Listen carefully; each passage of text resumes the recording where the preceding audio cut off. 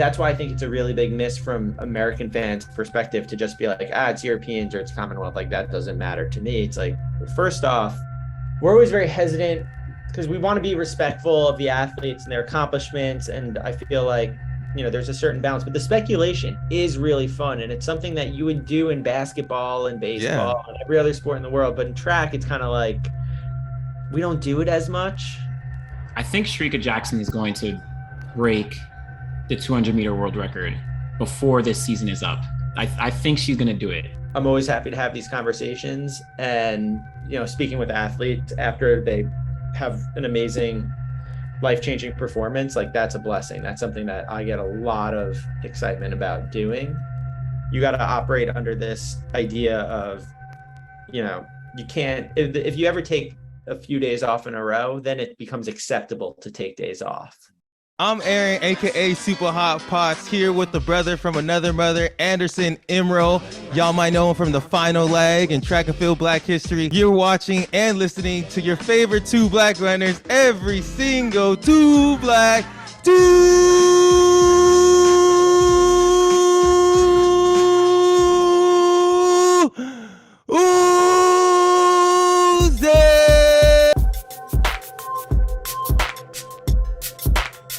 A lot of y'all are probably listening to this and you're like, yo, you're probably clicking off. You're like, yo, where's Joshua at? Well, Joshua got his wisdom teeth pulled. I told him he wasn't going to be able to do the podcast. He persisted and he wasn't able to do it still. So I was able to hop in and get our boy Anderson to come through from the final leg, track and field Black history. Anderson, I appreciate you filling in. How are you doing, bro? Doing amazing, man. Glad to be able to jump in. Shout out to Joshua, getting well soon, hopefully. The wisdom teeth, I know it's rough, but yeah, glad to be here to jump in for a great podcast, man. Yeah, last time, I didn't get to do the podcast with you last time because I had COVID. Now Joshua's out, so happy that we get to connect and have some time together. Absolutely. But let's roll into it. Let me introduce our guests. Y'all might know him from Twitter. Y'all might know him from the lap count, or we could take it back. Y'all know him from the real main victory lap. But wait. Oh yeah, CITIUS MAG as well. But wait. Let's not forget, man. My guy we got on today, 4x800 world record holder, indoor DMR world record holder, IAAF World Relays DMR champion. Hey, former American Collegiate 1500 meter record holder, 3:35:39. Don't forget about that. Columbia legend. Y'all might know him from Hoka. Two-time Falmouth Mile champion. He's a dad. He's married. Come on now. Kyle Merber, the legend, joining us today. Kyle, how's it going? How you doing, man? What an introduction. I mean, Josh got to watch out because I think you got this from here now. I really had to put that on my back for the team. Without Joshua here, I had to bring extra energy. But Kyle, man, when we got you on the call, you have a lot going on in your life. Came back from world champs. Like, bro, how are you balancing all of it, man? There's a lot going on in the track and field world too. I'm just burning the candle at every end. But I'm loving it and it's a lot of fun. So you find the energy to do it. I know I was a little late because the 9 to 5 was just finishing up, but this is a passion game, right? Like, you guys know it, and I'm just doing it for the love of it. Most definitely. That's definitely what pushes you through. And Anderson, same with you. I don't know everything you have going on with your life and everything, but how do you balance everything you have going on? Because you have the final leg and you have track and field Black history as well. And you're a one-man show. Like, how do you do all that, bro? Yeah, rocking it. Just like Kyle said, I mean, I'm working the 9 to 5 life as well. I'm like dipping in and out of work to create content, but yeah, it's passion. I think we're all in it for the love of track and field. We just love the sport. So yeah, we're working. We're not in it for the money here. All right. No, not really. I mean, we want to make money while we doing it though, so we can do things. So we can do things is important. But one thing, all three of us were all at world champs. at the end of World Champs, I came down with COVID, so I didn't even get to really enjoy the last 2 days. I did get to see Sydney run, but Kyle, what was the first thing you did after World Champs? Did you have any time to really recover? I mean, it's funny because the world champs, we were staying 2 blocks away. And so we just walked from our house to the stadium, to the house, to the stadium, ordering in food. I didn't do anything besides, I feel like, work during those 10 days. And when I got home, I don't know how I didn't get COVID, especially with the number of guests that we had coming through the house for the CITIUS MAG live show. But I was just so exhausted, but like also so full, like Yeah. I felt satisfied in a way. And something I think that a lot of us probably planned for a really long time, having the world champs on home soil finally. And that, I know for you guys probably similarly, like that was a really big opportunity for us and our individual brands and what we're trying to do. And so from the passion project, it was a really important pivotal moment for us. Nice. Curious, how did you kind of like balance that coming in knowing this is the World Championships on US soil, right? And you have so many different projects and so many things to be working on. What was that mindset going into it? Yeah, I mean, first off, like I have 2 partners in crime. One, the obvious one would be maybe Chris. Like Chavez is he's a workhorse and he's got big visions, and he it continues to push us, and those that work at CITIUS. And then the other is my wife. Like, thank God for her, because like it's a serious sacrifice to go out there for 10 days away from the family and just say, I'm going to work 24/7. And it's a vision thing. And something that we have to keep saying is like, we're not trying to just create content for today and tomorrow. Like we have to think long-term, like where do we want this thing to go in the future? And I think for us at CITIUS, and for me personally, a lot of what we did at Worlds was proof of concept. And it was showing that what we're capable of, and hopefully we can take that to more meets in the future and bring that same level of coverage that we did at Worlds, across the boards. That way it's not just a special occasion, maybe once every year. I definitely think what you all are doing is, proof of concept, but you're providing something that's valuable, something that's not in the market yet. You're getting information and you're feeling like you feel like you're a part of a movement, and you're also getting this inside scoop that we're not really seeing. We're not really seeing athletes in the settings where they're so laid back. We see it in a lot of different sports, but track is always a little bit behind. But me and Joshua talk about that a lot too, of like providing something valuable and different that's just not really in the market yet. What's interesting for you, Kyle, though, is like you're coming from being like at that pro level, being at those big meets. You were at World Relays, like what's tougher, working media for 10 days straight, or just the anxiety of knowing you got the biggest race of your life?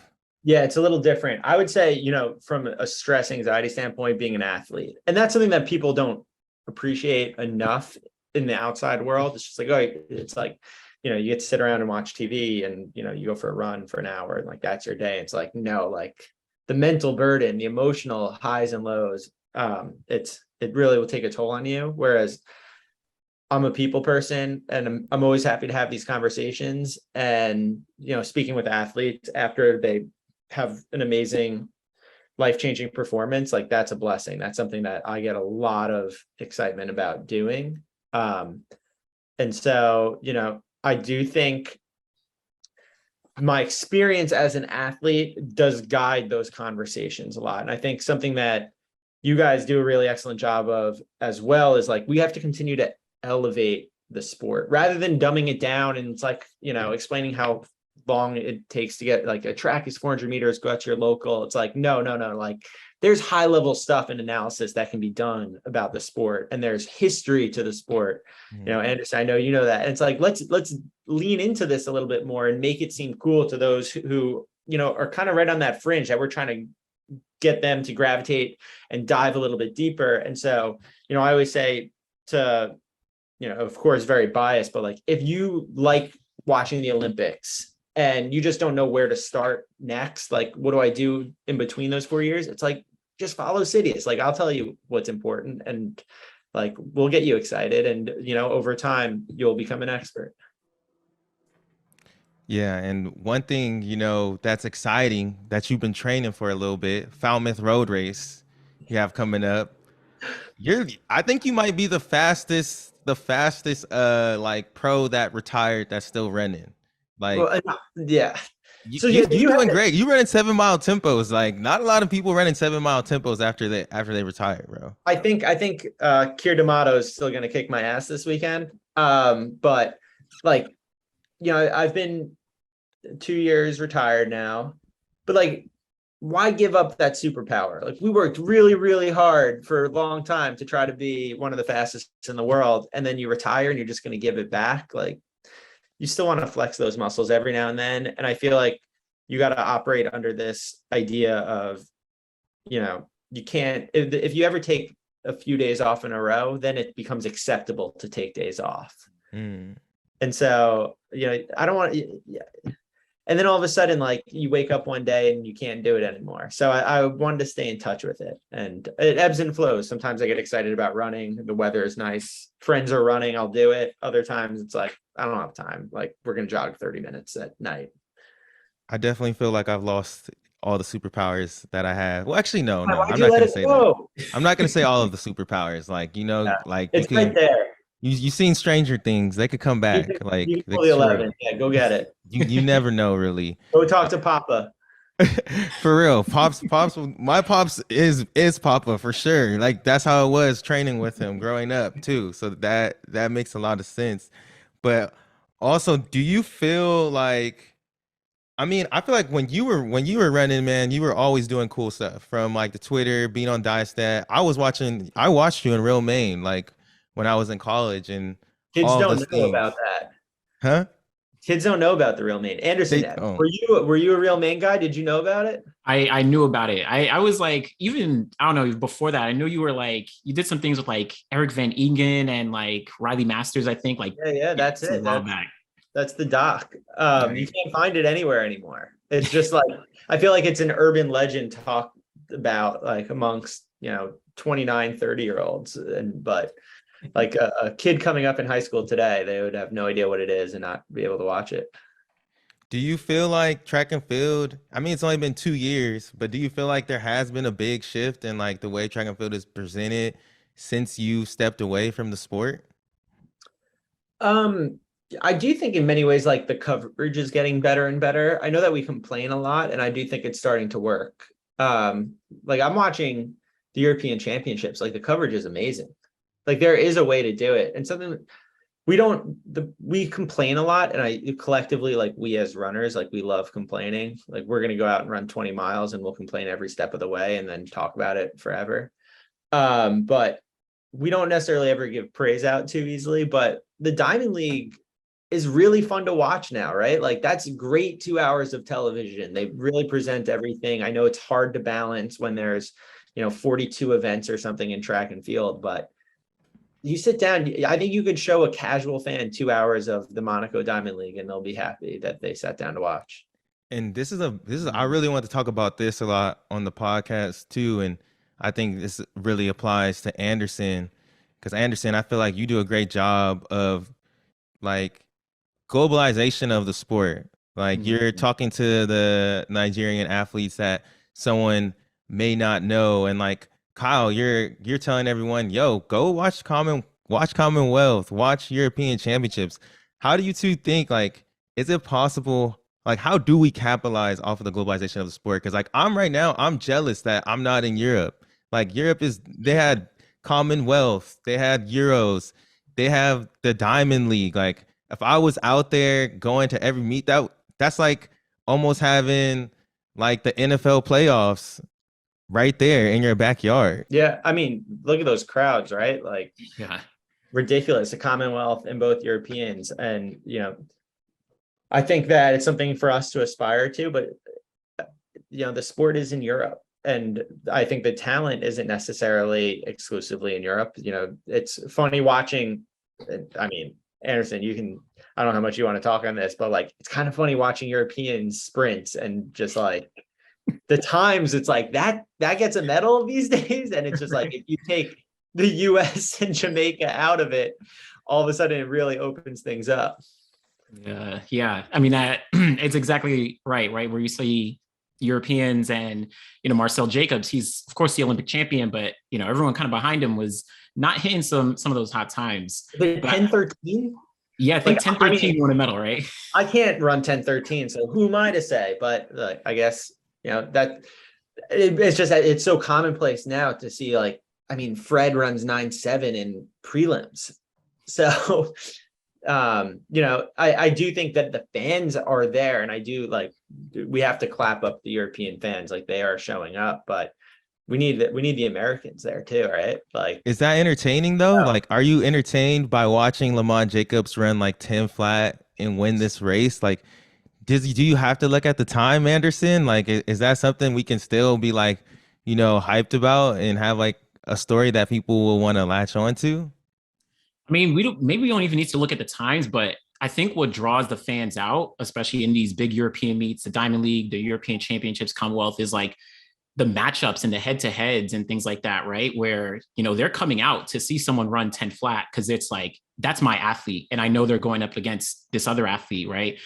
Even at World Championships, right? The men's 100-meter final wasn't that fast, but the competition was like, we had the Americans finishing top 3 and it was like the head-to-head. So I think that could really help to draw a lot of fans out that I think Europeans kind of really do highlight in. It's kind of good, like, in terms of developing of stars, because both like the American sprinters and the Jamaican sprinters have made it really hard for anyone else to get a piece of the limelight. And, this is I think having these segmented races like CommonWealth and Europeans, and, even just paying attention to some of the other area championships, which we don't give enough credence to, which maybe we should. Like, the African games and Asian and NACACs and Pan Am. Yep. It's like, those are still, like, we always talk about the team, like, oh, we need more teams in track and field, right? Like, or we need dual meets. And it's like, we kind of have it, and we're choosing, and too many people choose not to get into it. And that's why I think it's a really big miss from American fans' perspective to just be like, it's Europeans or it's CommonWealth. Like, that doesn't matter to me. It's like, first off, like, if you'll go watch like a local high school state meet, like, who's running way faster, like the CommonWealth champs. But they care so much, like there's so much pride, and that's what makes it really good. And I could watch, a soccer match between two diehard clubs in the English Premier League that, they're really invested in, and I'll become invested in, just because, like, that's the beauty of competitive sports. The best track meet I've ever been to is like Junior Olympics growing up. Those track meets are so hype. So hype. We have people in the stands like singing songs and everything. Everyone has their chants. But I was gonna ask you, Kyle, U23 champion, NACAC. Yeah. You did your research. You went deep. I'm surprised I was even on the internet. I went deep, but that's what I'm saying. I'm like, dang, like Euros is really like, they're hyping up their area championship. But for us this year, we got Evan Yeager going. We got homie in the Josh Thompson going the 15. Johnny Gregoric in the 15. Brittany Shamir is racing. Like, do you know where we can watch it? Because I think that's part. I mean, that's true. I that's have facts. no idea. I've been looking everywhere. I've asked around. I don't know if it's even online anywhere. Whereas you compare it to Europeans, and it's like, Eurovision's coverage of it, the website's so easy. And like watching, if you miss it because you don't know how the time difference works, the replays are so easy to watch. Like, it just, and I think that's what we saw at the World Championships. And part of the reasons why TV ratings was so high was it was just the right time of day. It was really accessible. It was the right network. And that's like the constant issue with track and field is people want to watch it. And the Olympics, when you can watch it. And the World Champs this year in the US, you knew how to watch it. And in the Commonwealth Games and the European Championships, like their fans know how to watch it. But then you get to Diamond League and it's like here Thursday afternoon in the middle of a work day and you have to pull up Peacock. It's like no one Yeah. Who's watching that except like us? Like the three of us are the only viewers in the United States. Yeah. I just wish, like, I think about all this and I'm like, man, there's all these area championships that I don't really know about, but at least like Euros, I'm like, this is the first time I've ever been interested in like watching them ever. And then NACAC's coming up and like, I'm like, dude, I think that would be dope. Like if somehow we could have some energy around that meet. It's like it's in the Bahamas too. Like that's pretty cool. What was it like your experience going to that meet too? That had to be fun.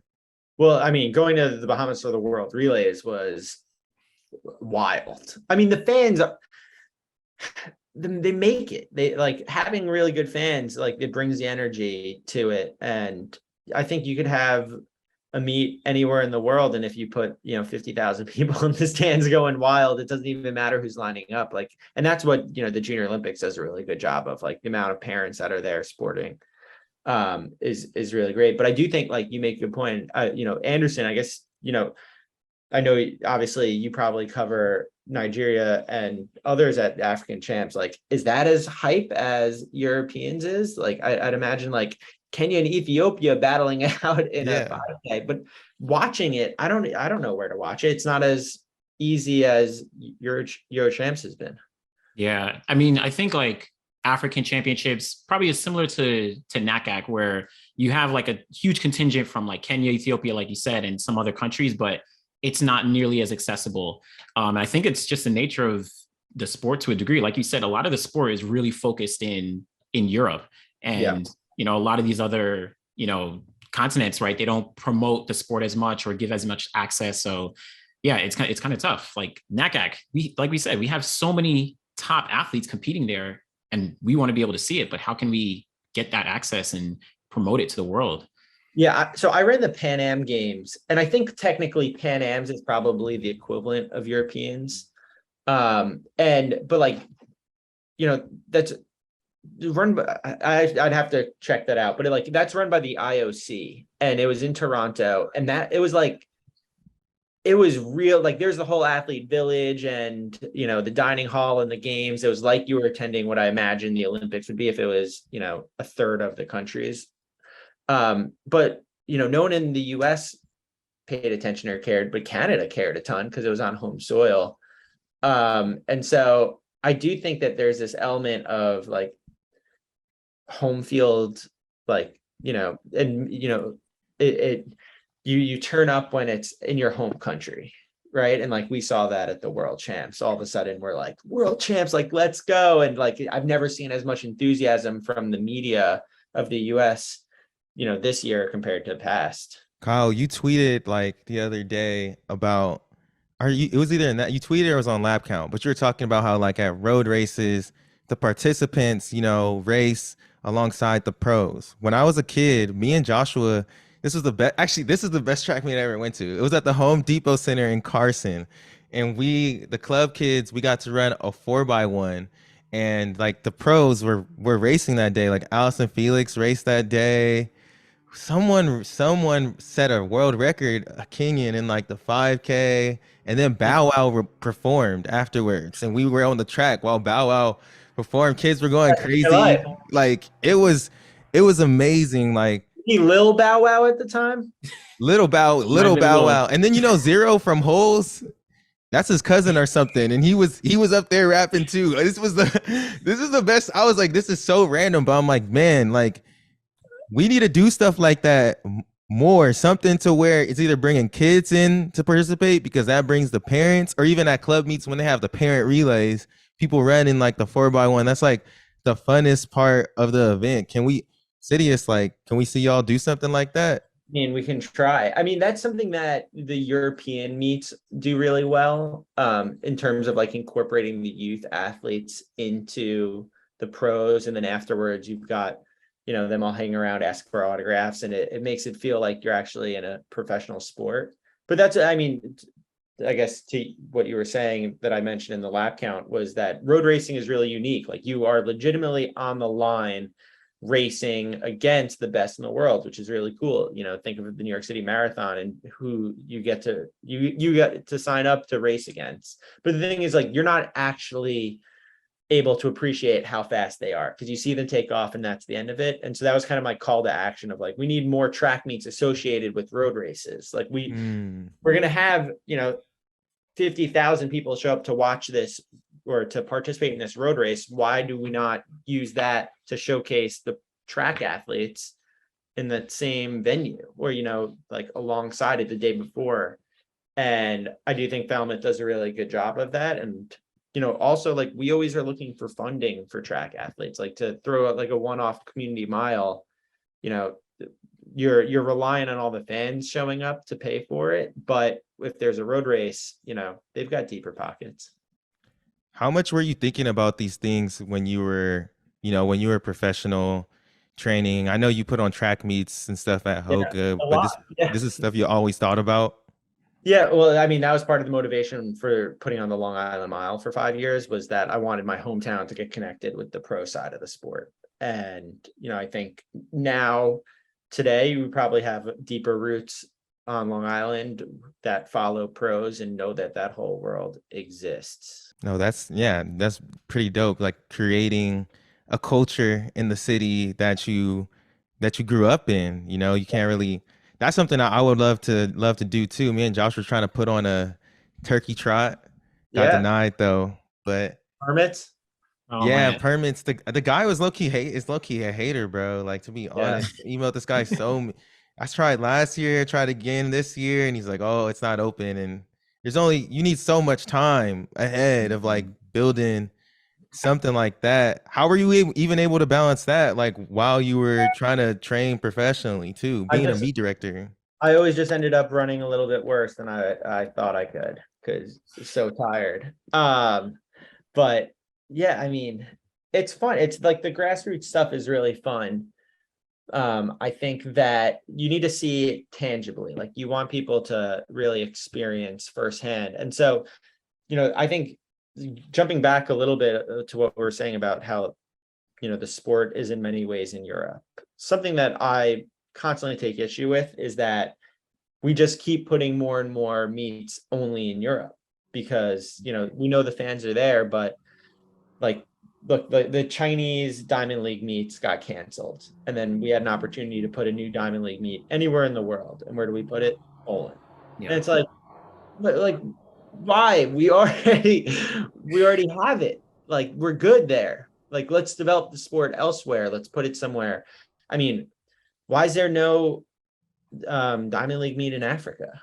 Like, you don't think Nigeria would show up for it if Toby came back and ran a 100 hurdles race in Nigeria? Like, exactly. I saw them going off on Twitter. Like, there's plenty of Nigerian track fans. Like, I think we could fill a stadium there. Absolutely. Even like New York. I mean, New York used to be a Diamond League, and they just brought back the New York Grand Prix. Why wasn't that a Diamond League this year? Right after the two meets got canceled. So, yeah, there's opportunities. Yeah, it's tough. I mean, specifically New York, I will say, and this is a greater issue in like the US as a whole.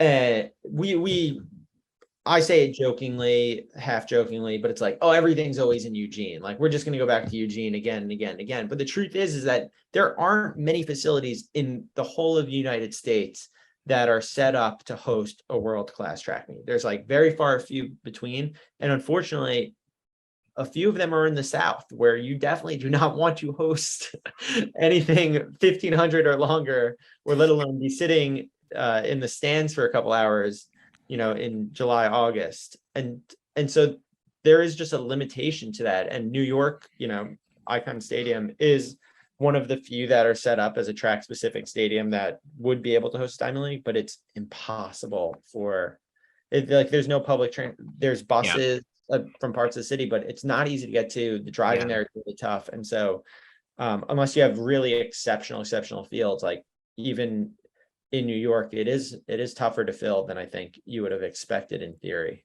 True. What do y'all think about, like, I've been feeling like I've seen a lot of hate towards the Worlds, man. People keep on posting Euros or CommonWealth, and they're like, the stands are so much more filled here. Like, someone was trying to tell me that the stands at the Junior Olympics were more filled than that at I thought it was Eugene. amazing. I don't know, like Yeah. I think everyone saw like day one of like the decathlon on like Monday morning or something and was like, this is a flop. And it's like, I don't know. Look at the other days. It went crazy. Yeah, I don't know. I even remember like the very first night, it was like the mixed 4x4 final. I mean, I know Allison Felix was running, but that was the first night. I was like, there are people here. Like it was super loud. Like to me, it felt like the meet was amazing regardless. So I don't know. No, I agree. Like I had such an amazing time, and like I felt like the fans were very into it. That was definitely like the loudest clap I ever heard for field events ever. Too, like it was crazy. So I'm just seeing like, yeah, it just annoys me when I'm seeing people like, oh, like it's just all the people in Europe. They're so used to having everything that we're a little upset that we had it here. But it It would comes be down to nice. problems, right? Like it's Yeah. Europe's got us on that. It's a little easier to get around. Yeah. Which, they had a nice head start, but we could have an opportunity to learn from them a little bit more. But no, it's tough to get to Eugene, and there's been a lot of meets there, but I would not say the World Champs is an example. Like I thought the World Champs was a huge success. I thought it was excellent. And I think even just like maybe the World Champs shouldn't necessarily be compared to previous World Championships or other championships necessarily, right? Like this is the first time we have World Champs in the United States, and the experience there for fans, for everybody, I think it was amazing. And this is like a building off point, right? The next time Olympics coming in 2028, of course, but a lot of different meets. This is what sets the barrier for it. What do you guys think of the 10-day schedule? I know that I have like my few things I harp on constantly, and I just thought 10 days is so unnecessarily long. And you see them condense it in other major championships, like CommonWealth isn't 10 days, and they have, I think, more Paralympic events in there too. And so I just felt like by day 6, it's like, all right, enough of the track and field. Like, and if I'm feeling that, then I know the casual fan is. And I think you should be able to fly across the country and pay. If you're going to fly across and pay what you have to pay to be there, then you don't have to choose between, do I want to watch a 100 final or the 200 final? You should be able to see both. Yeah, like I didn't even make it all 10 days, I mean, it's day 8, and even before, I mean, this is probably because I had COVID as well, but even before, like I was tired, man. Like, yeah, like I was loving it for sure, but I was really tired. And yeah, me and Josh talked about it too. Like it could be like 6 days. Cause at first I was like, no, this is just how it is. Like this is tradition. Like it has to be 10 days. It's a festival. For money. But it's like at the same time, yeah, it could be 6 days because there's that long break in between each day. So they could definitely condense it down more. And it would be honestly it'd be kind of more exciting, like for a fan, I feel like too. If we're willing to cut a few athletes out of those opening rounds too, we can get rid of a lot of prelims. What do you guys think of the European system of getting automatic buys into the semis? Like if you're ranked in the top 12, you don't have to run the first round. I think, I don't know. What do you think? What do you think, Aaron? You go first. I was going to say, I mean, I think to a degree it could be good, right? Like you're building anticipation, right? These athletes, they ran super fast. So you give them a little bye to the semis, kind of like, a world champion gets a wild card to the world championships already. And, if we can condense things by cutting some of these earlier rounds out and make it, okay, someone has a bye to the semis, we have fewer, rounds that we have to go through. It just makes it a more intense, high energy, event. And now someone who might be a distance fan, now they're, they watch the 15 and immediately after is, the 100 meters or the 200 meters, and they're seeing everything together. So that kind of was interest. I don't know. That's my kind of thought. I like the thought. I like what you're saying with like how it fits into the schedule events and affects the meet. Because as a fan of distance, I like to see everyone run all of the races. Like I want to see them. That's definitely an advantage. Like if you run fast, just go into the semis for distance, because there's so much that could happen. And I like watching the prelims, like especially at Worlds, because like anything can happen. So I see where you're coming from, where it can align like events better, where it's like you're watching a prelim and then boom, you're in the semis and this person's just getting in there. But That could also condense the meat. That could also condense the meat a little more. Well, so, all right. So I'm workshopping these ideas in my head. I'm not ready to, I wasn't coming prepared, ready to present them to the world, but I'm thinking out loud here. No bad ideas. You know how in the field events, if you throw or jump a certain mark, you automatically get through to the final. What if we did that in track events? To make people run fast? To make people run fast, or maybe you get to skip the semis or something. Like, what if I told you in the first round, if you ran 3:33, you don't have to run the semis? Would you want to do that? Well, let's say you're at Worlds. Would you want to do that as an athlete? Would you want to go for that 3:30? I guess if you're Jacob, but yeah. And then all of a sudden it's like, well, if Jakob's going for it, I'm going to go for it. Yeah, I was gonna say it makes the race more honest now, right? And people aren't like, lollygagging around, and they actually like. We're just throwing ideas out. I don't know. I thought it was, like when Fred runs, 9, it's like, stop. You don't need to run the semis. Like, you're good. And like, maybe it's like really, really fast times that you have to do it. And only a few people maybe get that. But I don't know. I'm just throwing ideas out there. Wait, Joshua was saying he put in there in the new repodge format, athletes who do not qualify by place in round 1 heats will have a second chance to qualify for semifinals by participating in repodge. I hate that was terrible. They're introducing, I think, at the Olympics, right? Yeah. So then it's like, you then have to, if you don't make it into the semis, then you can run another round. And then you're just going to be so tired for the semis. Like, you're already one of the worser runners who wasn't able to get through, right? Like, and now you have to run an extra race. Like, by the time, if you even by some miracle make it to the final, you have no shot. Yeah. That's literally the opposite of what you were just suggesting. Yeah, I disagreed very strongly with that. Yeah. And even you have let's say in the 15, you run, I don't know, you run 300 meters and you already see, or 300, 400 meters, you see you're not in it. You just like sandbag it, knowing you get a chance, right? You get a bad heat. What if you get a bad heat and you're like, you know what? That's actually really interesting. Like, I don't want to race these guys. This is death. I'm not even going to try. I'll just win the heat of all the slow guys the next day and make it that way. Yeah. Wow. That hadn't even crossed my mind, but now it makes a lot of sense to do. Yeah. But I'm not a fan of that. I mean, that's extending it. I don't know what the schedule would look like for that, but yeah. It's only making it longer. Now it's going to be an 11-day championship.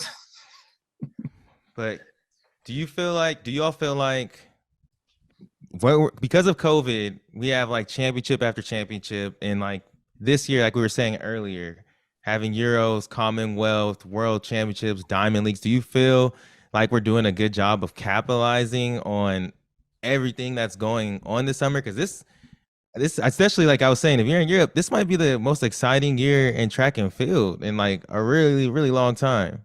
I will say from, the metrics on CITIUS, that engagement is really high right now. And that's probably the best way that I can measure it, is just, are people liking a lot of posts? Are they interacting? Is there a lot of sharing and excitement going on that way?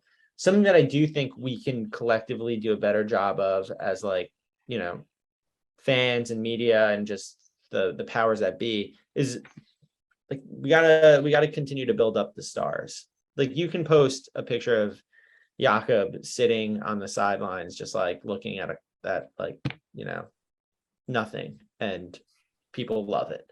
Yeah. So, I think it's dangerous when we build an entire sport around just Usain Bolt. I think that's a mistake, but there's 10, 15 stars that you can diversify a little bit across events. And, I think that we can continue to do a good job of building them up and make the storyline on them. And then, that puts asses in seats.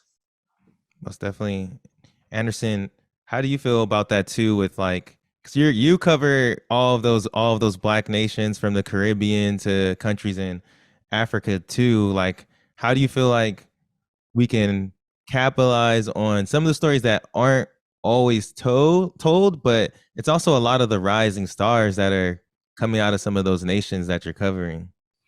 Yeah, I think, on both sides, kind of like what Kyle's saying, where, covering some of the stars. So for example, in Nigeria with Toby breaking the world record. Yeah. Things have exploded in the country. And now there's like, a lot of athletes who look to Toby and look to like Essa Brume did well in the long jump. And they're like, I want to be like them.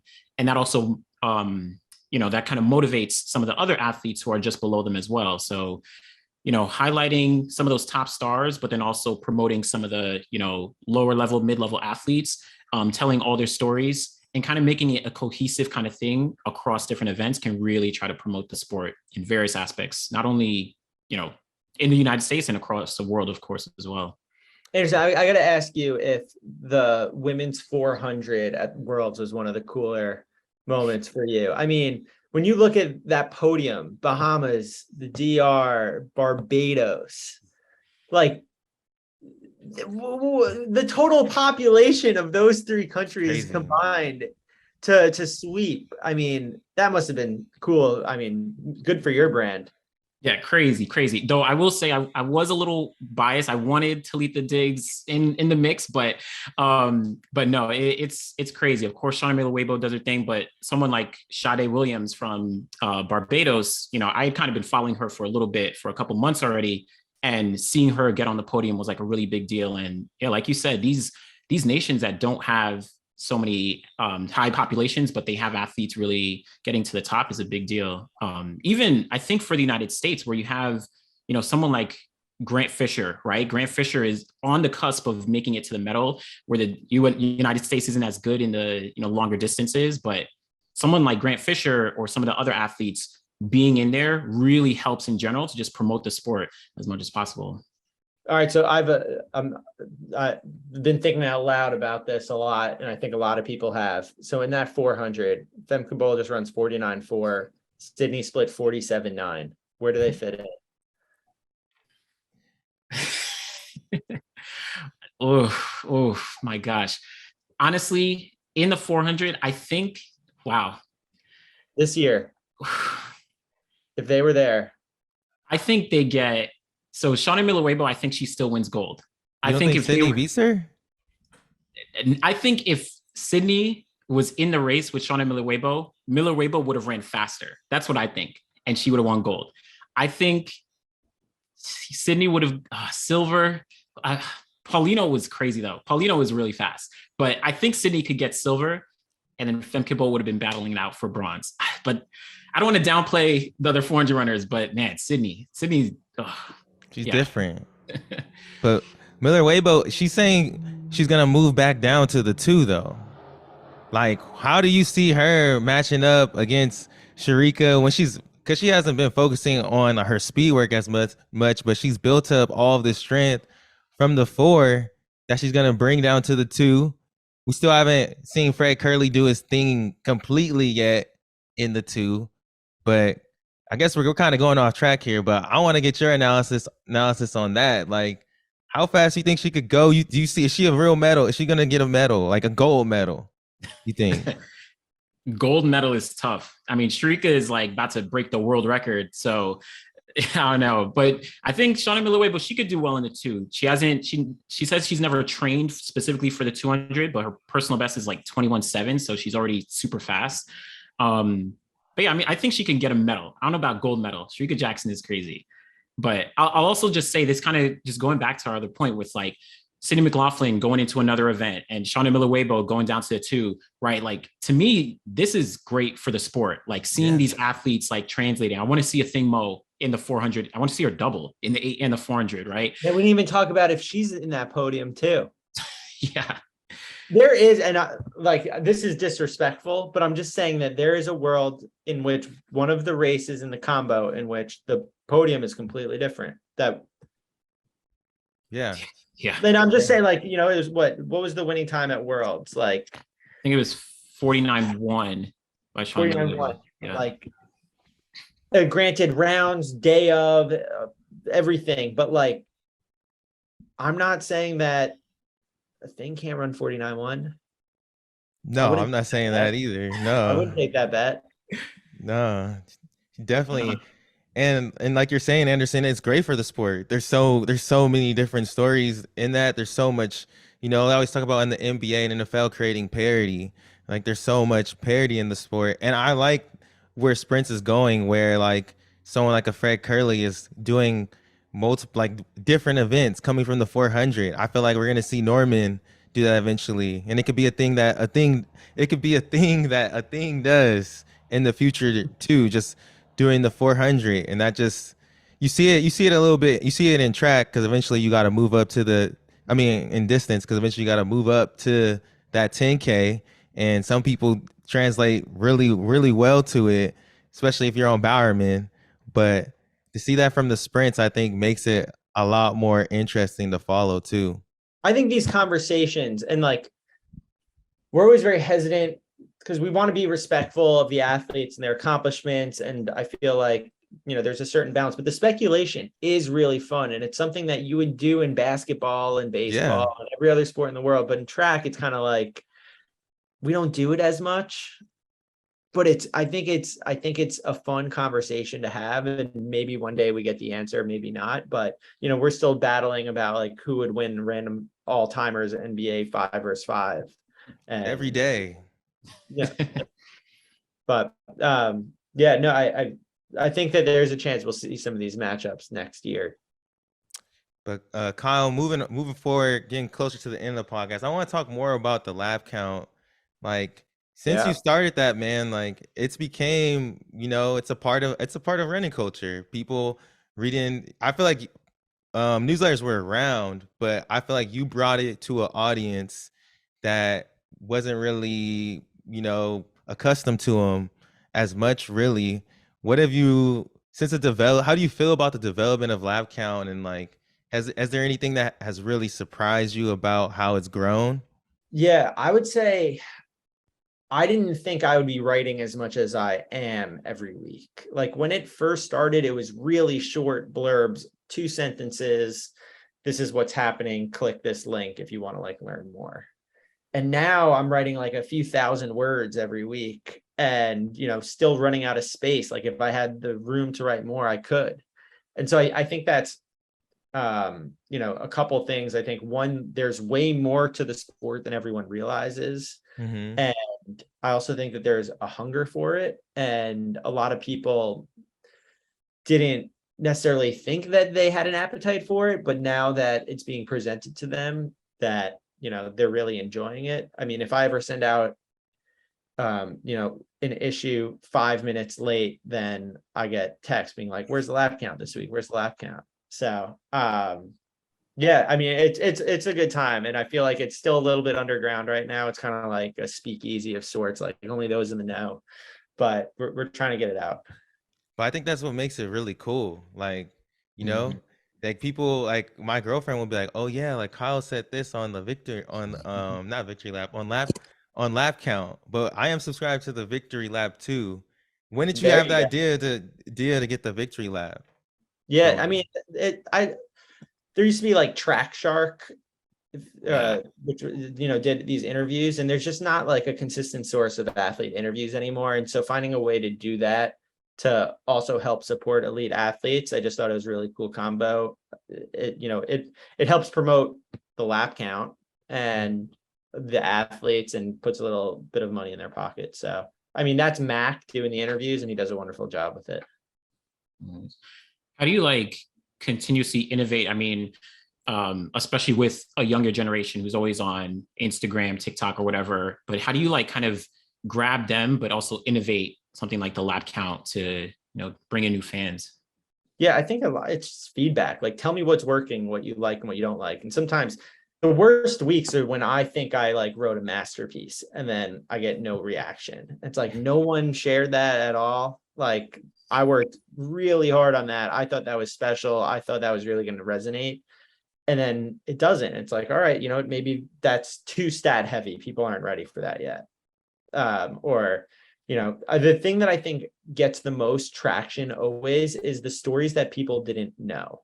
Yeah. So like, the stuff no one's talking about, and that's sometimes could be hard to find or dig. And I know that that's, definitely your world, Anderson. Like, but when a diehard track fan, when you can surprise them about something that they didn't know, I think that's really unique. And then also just explaining the really confusing aspects of the sport that just like, what's going on? Or like, what happened? Like, why did the long jumper not win the medal? Like, how at Europeans, like, how did that all play out? And so, you know, I try in every week to give a little something for everyone, but I am trying to elevate the knowledge base of the sport. And like, there's a lot of fun stuff going on. Let's make sure everyone knows it. Did you always feel like, I mean, because you always have had a voice in the sport, I feel like, but now your voice is loud. Like, people make I'm the only one Instagram talking. pages about your Twitter. Is that you? Is that you on that Twitter? On that Instagram that's about your Twitter? No, you know, I think you know, there, as we were saying, like, we're doing this from a point of passion, like, and it's not that competitive of a space right now. Like, there aren't that many people that are pumping out content as consistently, you know, and that doesn't mean that there's not the audience for it. It's just that it's, you know, it's a lot of work, but if you enjoy the process, then it's well worth it. Closing out here, we just got a couple quick hitters for you.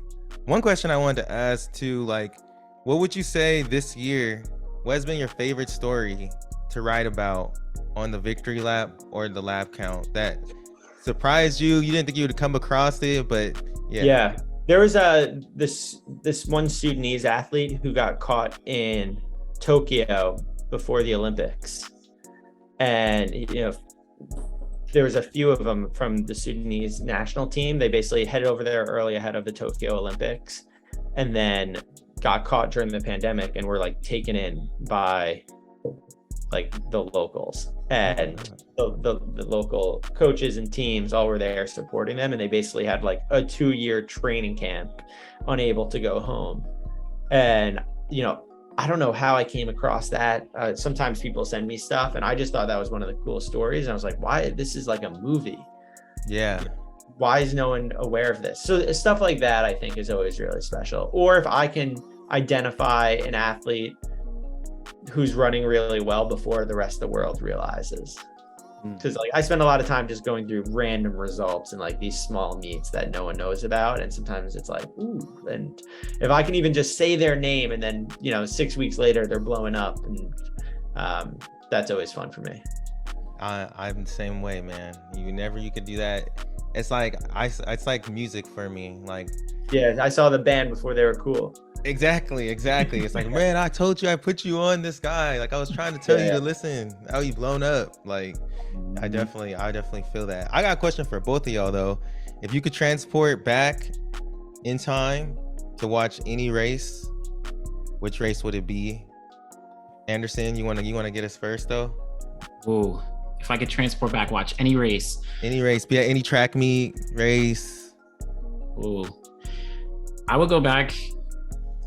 I wish I was in Atlanta 1996 to watch Michael Johnson. Yeah, that's a great answer. Like, I don't know, I think I was like 5 or 6 years old or something like that, so I didn't even know like what track was. But when I watched like that video back, I just see like thousands of, you know, cameras going off, and it's just like the energy just seemed crazy. I wish I could have been there. I think maybe like an old Oslo Dream Mile. That's like one of the races that I really, really want to go to still on my list. I always think like one of the coolest stories is the time the rabbit Tom Byers ran away from like the absolutely star-studded fields and like won the damn thing. Like, it was supposed to be, I think, a world record attempt or something, and then the rabbit ended up winning. Like, being there for one of those years would be really cool. Or just one of the years in which like the world record did go down and everyone ran national records or something. But not an Olympics or something, but that's like the one race that I have to go to before I die. I would say for me, it would be Jesse Owens in that Olympics. He has the same birthday as me, so he's my first like track athlete that I like knew of and stuff too. So yeah, that'd be crazy. See him win all those medals and everything. But another question I got for you: are you looking? This is this question from Joshua. He said, "Are you looking for redemption in the Mdia 800 at Budapest 23?" I wish that they did it on the first day. I'm not saying that I could have run 153, but by like day 8, I was so tired. I think I had a 155 in me, and like I'm only gonna get slower from here. You were killing it out there. You were like going for it. I was in the middle of a work day too. Like I hopped on a call before and after. Oh my gosh. Like, I was not, yeah. I wasn't entirely happy with my performance. I wanted a tiny bit more. Bro, respect for, I was like, nah, I'm good. That was that was my last day too. So I was not feeling good, but also I was like, I do not want to go out there and run 206 and then not be able to walk for the rest of the time I'm here. So yeah, that's why I didn't really run. But also we talked about the real Maine. Like, can we get like a real Maine reunion? I mean, we could do that on this podcast. Y'all could do that on CITIUS or something. See where everyone's at, what you're doing. I'm brainstorming. I got some. I think I haven't even pitched this to anyone yet. So hopefully, there would be some interest. But I think like a podcast series or something, just like an oral history. Yeah, would be really cool. That would be fire. That would be so fire. So we'll see. Stay tuned. Do you have a dream interview that you would want with somebody? Dude, Michael Johnson was definitely one of my dream interviews. For sure. Nice. I thought that was one of the cool. I mean, everyone knows he's fast, but he is smart as hell and has great ideas for the sport. So that was really great. And then we got a chance to talk to Seb Coe twice, and he's like, I mean, if I could be in his shoes, that's like the ultimate dream. But he's definitely, he's a little bit of a politician, which we know, like, if you're going to be in that role. And so my dream interview would be to get beers with him off the record. I like that. No recording, no anything, like, and we joked it now at the end of each interview, like, next time, like, we'll do it, we'll get some beers. And he'd offered it actually this past time at Worlds. But I want to do it, no cameras. I just want to hear him talk. I want to hear him tell stories and like tell me how he really feels. Yeah, there's so much you can soak up from a legend like that. Anderson, what would you say your dream interview is? Oh man, dream interview. I wish I could sit down with Tommy Smith. I met him at World Championships. I got to talk with John Carlos, but Tommy Smith, I wasn't able to like sit down and talk with. That would be wild. That would be amazing. Bro, that event was crazy to see them like in the flesh. It's like, bro, like y'all are really like icons, real life superheroes. Like literally. Wild. When I saw them for the first time, like at the event, I was like, am I really here? Like, is this happening? It's like, what? So yeah, that was crazy. For me though, I'm gonna say this one because I know this one's gonna happen soon too. We need to get Bernard Lagat. Like, that was my guy. Oh, come on, that's doable. Yeah, that's very doable. And that's I'm like I feel like Lagat does not get his just due, bro. People forget this man won the 5 and the 15 at Osaka in 2007. That's like my first memory of a world champs. Like, this dude is really like the GOAT of American distance running, and I don't feel like he gets his respect. Then he ran like 2:12 in a marathon. Like, what? At like 40 years old. Like, bro, like he doesn't win gold every single time, but he has done a ton of medals. We don't have anybody winning the 15 and the 5K or even medaling in both. Like, who was the last person to medal in both at a world champ? Jakob couldn't do it. Jakob couldn't win both. It's so hard to do that. It's like, this dude is crazy. Like, the first time I've met him, like twice. The first time I met him, that's the only person I've ever really been like super like starstruck like that. I was like, dang, I guess I would say the same with Tommy and John, but Bernard Lagat Bernard Lagat was my icon for running, bro. Yeah. I met him in an elevator. I was like, wait, should I talk to them? My friend was like, yes, bro, what are you doing? That was pretty dope. So Bernard Lagat, if you're listening, man, we need you on here, bro. We need you on, Kip.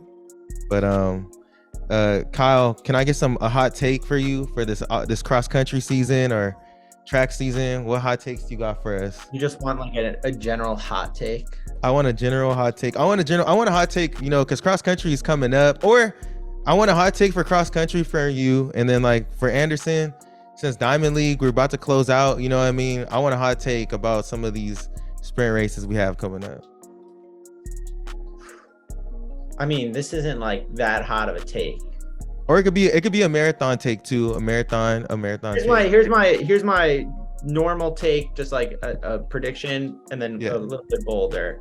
I think Caitlin Tui is now going to be like so dominant in cross country, it's game over again. Like I think it's like a few years ago in high school. It's not even close. Like she's going to be head and shoulders above everyone. But I will say my hotter take is like we're going to start seeing Ivy League teams on the podium at NCAA cross again real soon. It's been years. Is there any team specifically? Or are you just saying generally? I mean, Princeton's like probably lined up to do the best, but I just think in general the way the Ivy League and the NIL and the financial aid and the type of athletes they're getting now, like I think that it's gonna become a thing soon here. I like that. I agree with you with Caitlin Tui. Like I think she definitely is her, like this last season, she took that next step to where it's like, all right, she's used to it. She's used to it now. Like it's not even going to be close anymore. It's like it's. Would you say the same about? Do you see that future for Nico Young? Not necessarily. Just because there's a lot of good guys. Like I'm not saying he can't win. He might win. Yeah. I mean, his own team. Like you gotta beat them. Anderson, what do you got for us for these Diamond League races coming up? The Diamond League, man, there's a lot, and especially on the sprint side. I don't know if it's a super hot take, but I mean, I think Shericka Jackson is going to break the 200-meter world record before this season is up. I think she's going to do it. I don't know if it's going to be the Diamond League final or if it'll be at another meet that's like super low key, but I think she's going to do it. And I think she's very capable. That's, yeah, I mean, she's just been killing it, and she seems super relaxed, like when it comes to things. So yeah, I think she could break the 200-meter world record this season before it's up. I could see that. That would be crazy. Do you see Noah getting any closer? Do you see him PRing again this year? I don't know, but we'll see. He might PR. I don't know. We'll see. We'll see. He has the potential for sure. Then Kyle, we always ask this question. Well, last question of the podcast. I'll frame it into two. First is, who should we have on the next podcast that you would recommend? And then lastly, like, what mark do you want to leave on the sport? All right, I'll answer second first. I think it started to happen. Oh, I'm sorry. I want to be better. I didn't see that. I want to be. Oh, go ahead. That's why I wrapped up real quick. I definitely want to, and I think it's happening. I want to be better known for my like commentary analysis, the stuff I'm doing after my career than my career. I think it's starting to happen. Like I'm, that stuff, the longevity of that. And I think the overall value could hopefully be greater than, what I did competing. So that's the goal, working towards it. Because I think that helps bring in new fans and better fans. And then in terms of who you should have on next, I just spoke to him, and I think he's just always a riot, is like Eric Jenkins. Like I spoke to him for the lap count this week, and he always gets me. So, next time Eric pops a big one, you gotta have him on to celebrate. I would love to have him on. If he comes on, he has to freestyle rap though. So there you go. Yeah, I would love to have him. But thank you, Kyle, for coming on. We appreciate you. If y'all don't already, go subscribe to the Lab Count and Victory Lab. Go follow the final leg on YouTube and follow Track and Field Black History on Instagram. Anderson, appreciate you for jumping in for Joshua with his wisdom teeth. Joshua, do you want to hop on and say anything? You were kind of in the background. Okay, he doesn't want to hop on. But thank you all for listening. We'll catch you next time on Two Black Tuesday. And maybe Joshua will be with us. Maybe he won't. But appreciate y'all.